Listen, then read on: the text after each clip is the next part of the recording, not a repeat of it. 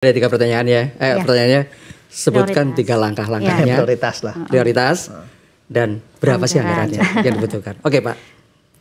Prioritas pertama tadi. Buat aturan agar petani untung. Jamin petani untung. Kalau petani sudah untung, produksi otomatis akan naik.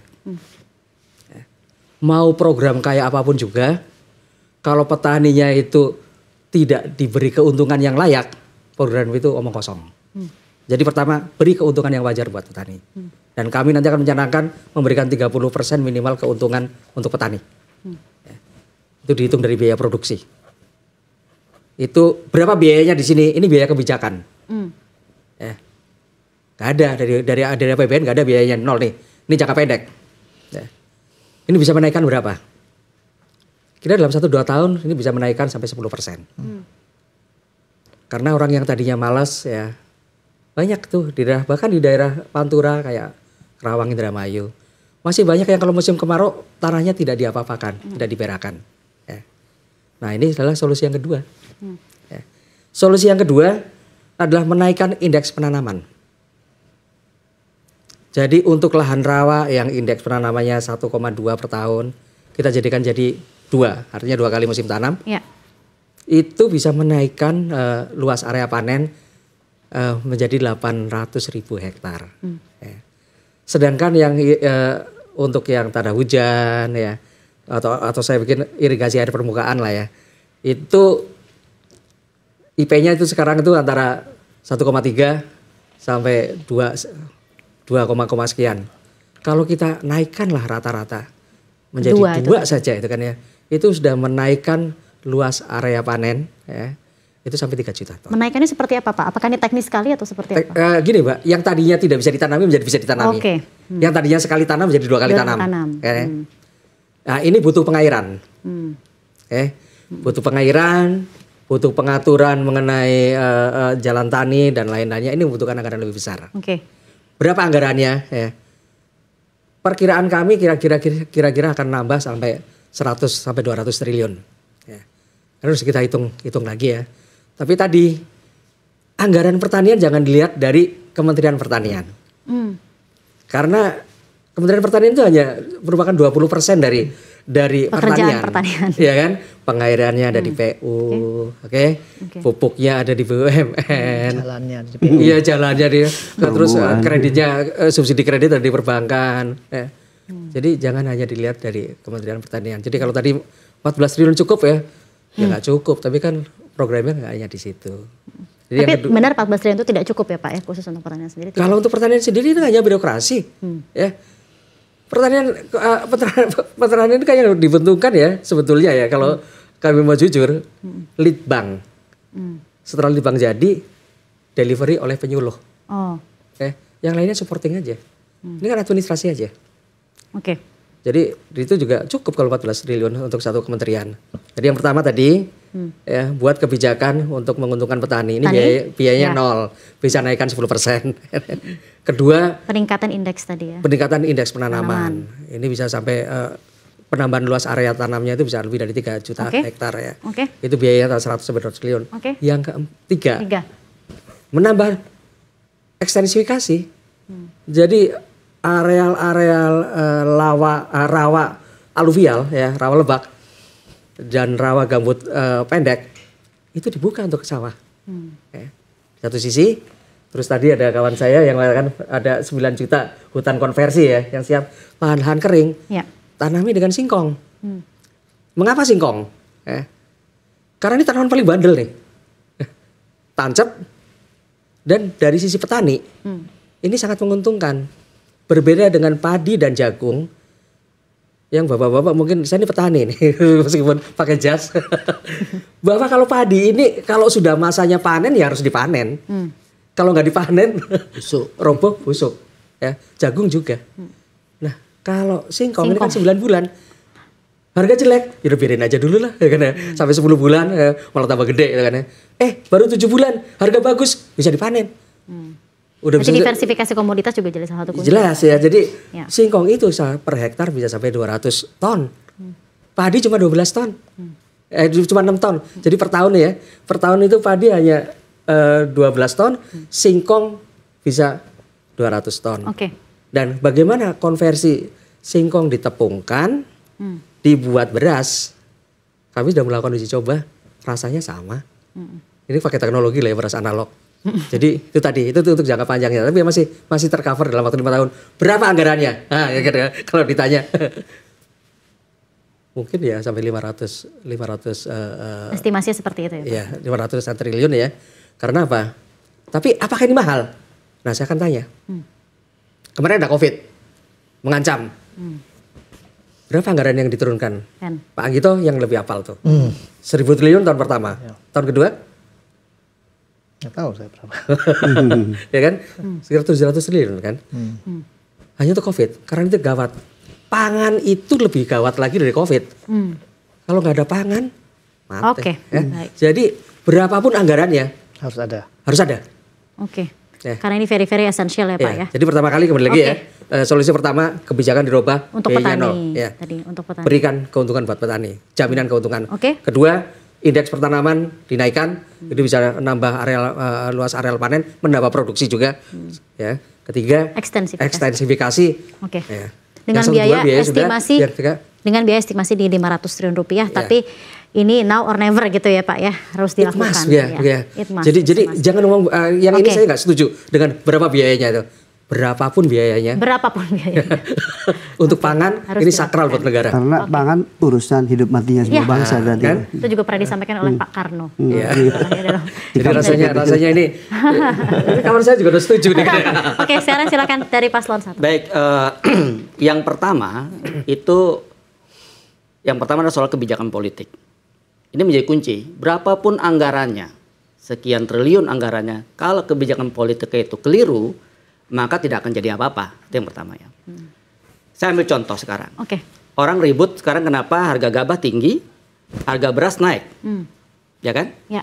Nah kemudian juga kenapa? Karena kalau kita lihat sekarang peta ya, lahan pertanian di seluruh Indonesia, yang terbesar kan tuh di Jawa.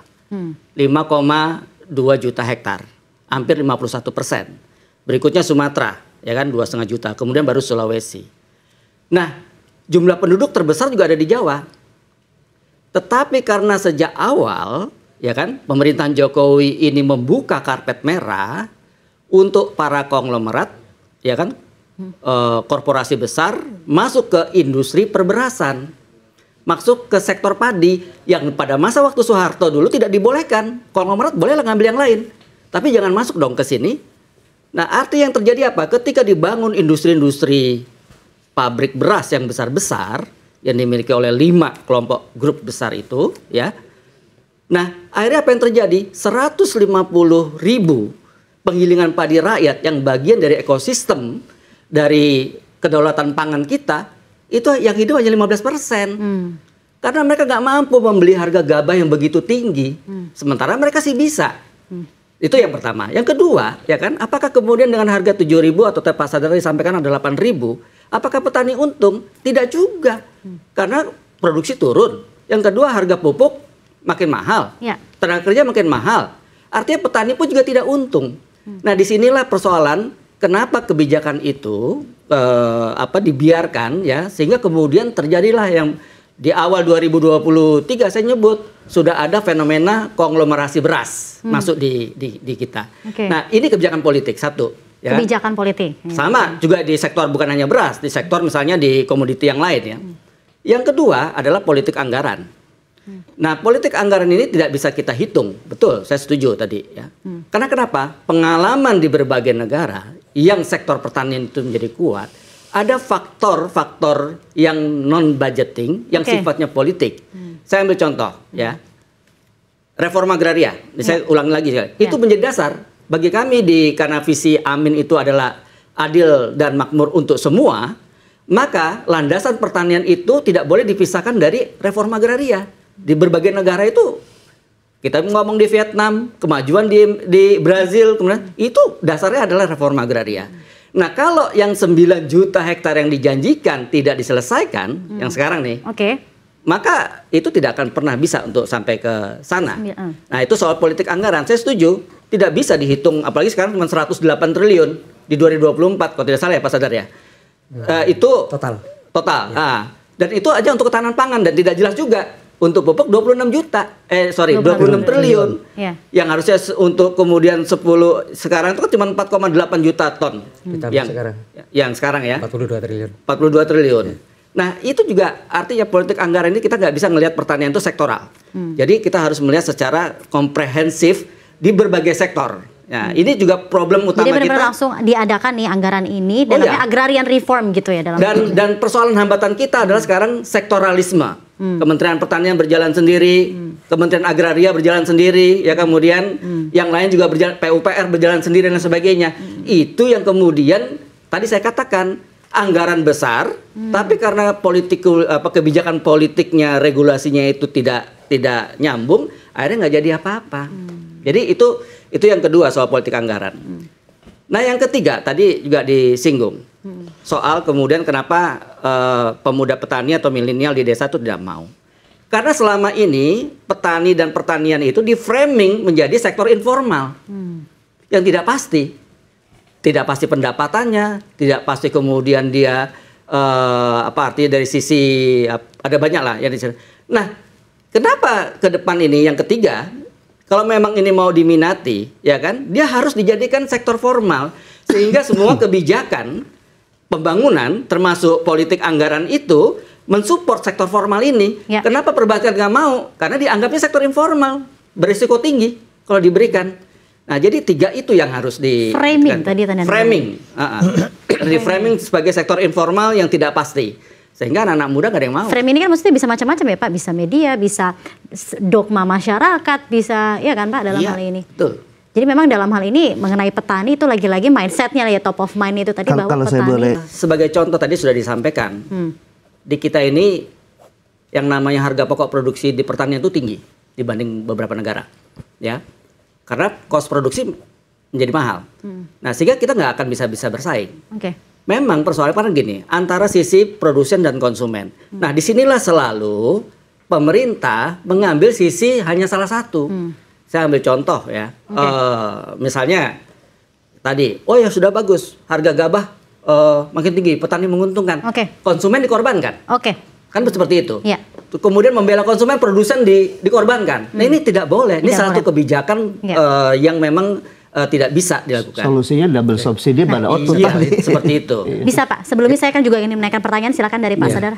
Jadi gini ya, tidak fair kalau kita mau membandingkan langsung.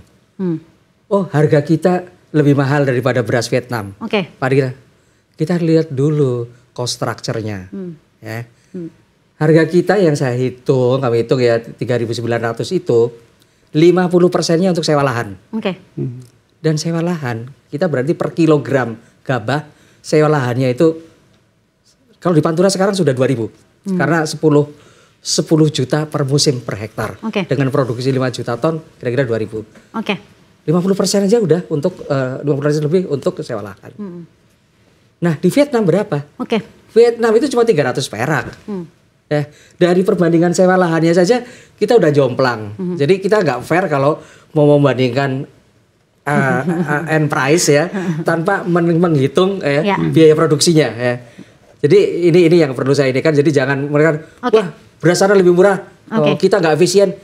Ya enggak. Di sana tanah punya negara, di sini tanah punya tuan tanah. Baik. Ya, justru itu yang tadi saya sampaikan.